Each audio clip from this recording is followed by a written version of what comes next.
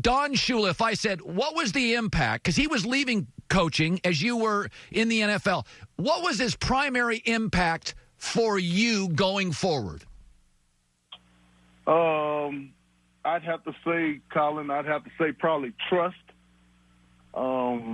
commitment, and I'd probably say probably the biggest thing that I take away was his patience with me being a tough player to deal with. His patience and his love for me probably allowed me to trust coaches and people moving forward more than anything. That's interesting. So you saw yourself as difficult, and when you say he trusted you, did he want to know you? Was it more than just coaching? Yeah. After I left Miami and he retired, when I was living out in California and he came out there to open up the Seasons 52 out there, he called and invited my wife and I, and we went over there. So I'd see him in places and stuff, and he had a love for me and I had a love for him. But what I mean when I say patience is those times when I crossed the line or was over emotional and had to go to his office to see him, he would lay into me pretty good. But at the end of all of those meetings, he would always end with, "I love you. Let's figure out a way to get a win this week." And that's something that stayed with me. The patience that he had, the ability to teach and not get overly emotional. When you look at coaches in this day and age, this era, you look at coaches that run players out of town because they can't handle them. I think it probably hurts their team. Yeah. And I say that when you look at OBJ, when Shermer and that regime ran him out of New York, not only did you lose a good receiver that hurt your chances of winning, but you took a player out of the locker room that could help you. And, like, if Coach Shula would have did that to me, I think it would have had a real negative effect. So I'm appreciative. When you look at Adam Gase when he was in Miami, how he got rid of Jaya and he got rid of all those players, it's like you got to be able to deal with grown men and be able to get them to buy into the team concept. And that's what I appreciate most about Coach Shula. You know, it's funny because when you're talking about that, and I think about Bill Parcells, who was kind of a legendary psychologist. Did you ever see similarities with Shula and Parcells at all? Well, I try not to compare anybody. And, that's a lesson I learned from Parcells. But at the end of it, playing for Parcells, Belichick, and Shula, how do you define greatness? They're all great. How do you compare greatness? They're great. And when you think about Don Shula as a coach, he had 2 losing seasons in 33 years. Crazy. Right? He had 3 Hall of Fame quarterbacks. Most people can't coach 1 Hall of Fame quarterback. He had 3. Countless number of Hall of Fame players. I mean, the man was a better man than he was a coach. And when you talk about his coaching ability, it's monumental. Yeah, that's great. I love hearing that. Bryan Cox, by the way, who's always a great guest on any of our Fox Sports shows.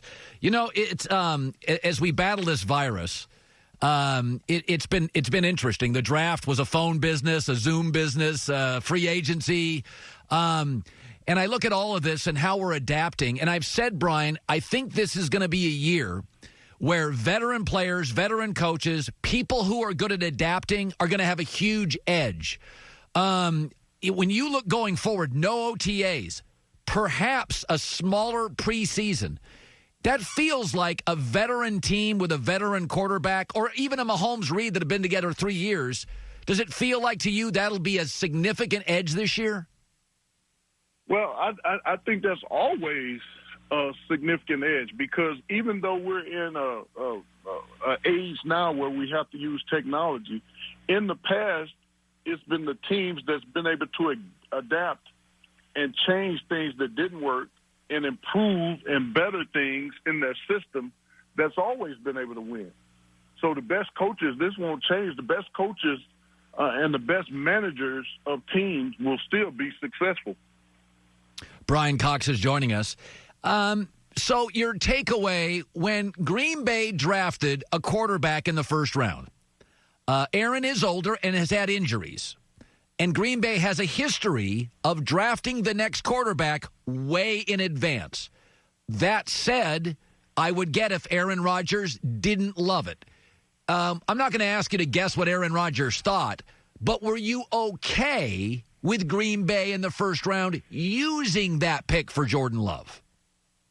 Absolutely, I'm okay with it. I think at the end of the day, when you are an organization, all right, you have to do what's best for you. And when you look at it, if I'm Aaron Rodgers, I'm saying, okay, this is what they did to Brett Favre when they brought me in.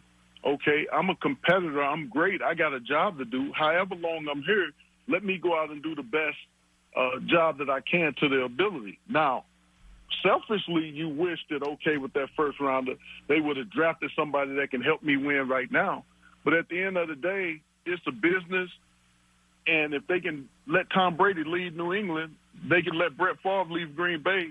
They can do it to anybody. They can let Joe Montana leave San Francisco. Anybody can be gone. So when you look at it from that standpoint, the team did what's best for them. The best thing that Aaron Rodgers can do is go out there and play well and maybe hold Jordan Love on the bench for the next 4 or 5 years. Were you ever on a team that drafted a linebacker and the messaging was, hey, Bryan, this guy could replace you? I didn't care. Like, whoever you brought in here, I'm better than they are. I mean, that was the way I thought. And, you know, for better or worse, my emotion wouldn't allow me to think that somebody was better than me. It was like, this is my field, and I'm just allowing you to play on it. So that's just the way we're going. And that mindset, for better or worse, got me over-emotional at times. Yeah. And I can say that now because I've matured. But when you're in that storm, you don't see that.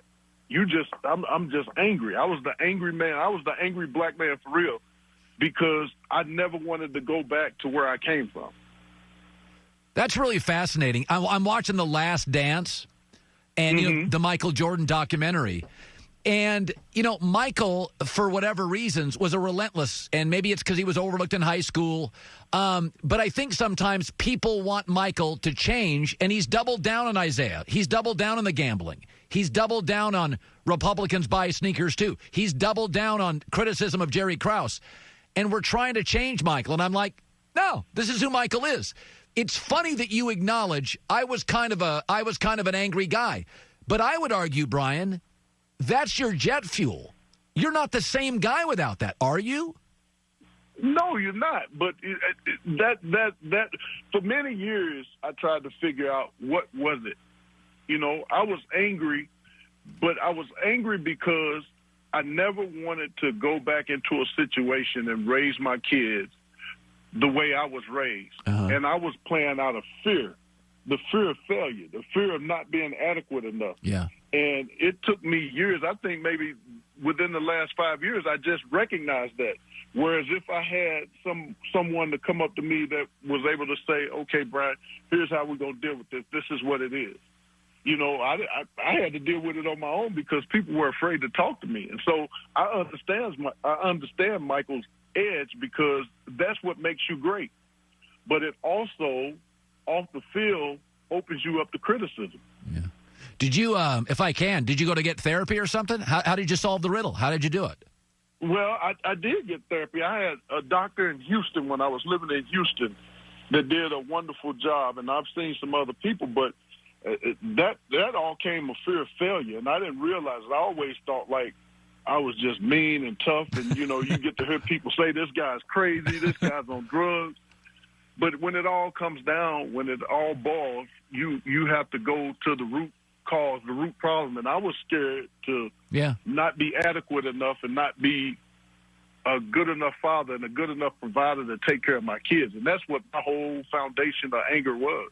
God, I love when people can just open up about stuff like that. Bryan Cox is joining us. For the record, you were in New England a few years. Shocked Brady left? I kind of was. Were you? No. I think it's been in the mix for about 6 or 7 years.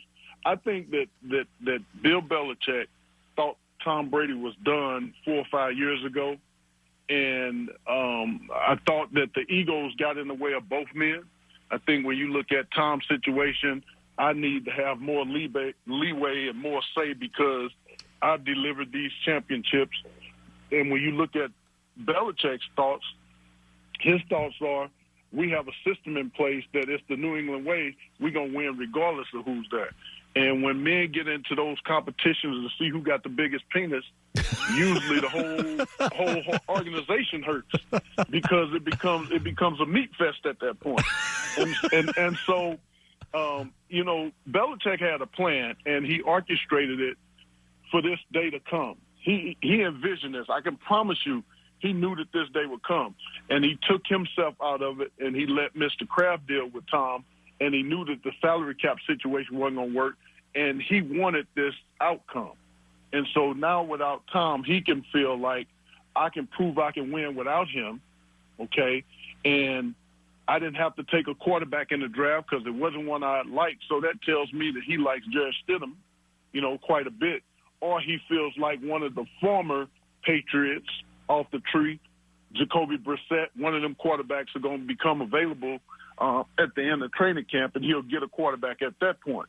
But, he knew that this day was coming, and for Tom Brady to get out, Tom was tired of everybody saying it was Bill Belichick, it's the way, it's the offense, it's the system, the way it's set up, that he wants to prove that he can do it without Bill. And it's going to be interesting to see. I thought,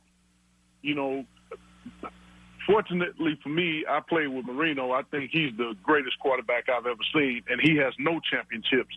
And then I put John Elway as second best quarterback that I've ever seen with my own eyes. Yeah. So it'll be interesting to see if Tom Brady can go to Tampa and deliver a championship the way everybody's saying. On paper, they look good, but I don't know if he can pull it off. Yeah. By the way, how's your family? Where are you? Are you in Houston right now?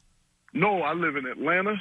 I'm down in McDonough County, and the family's good. We've been pent up.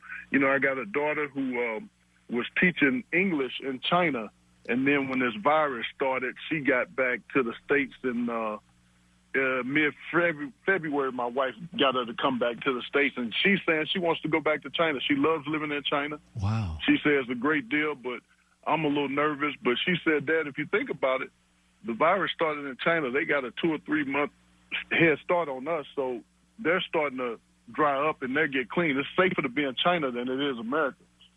So I said, baby, you grown. Whatever your decision, I'll live with. Man, I love having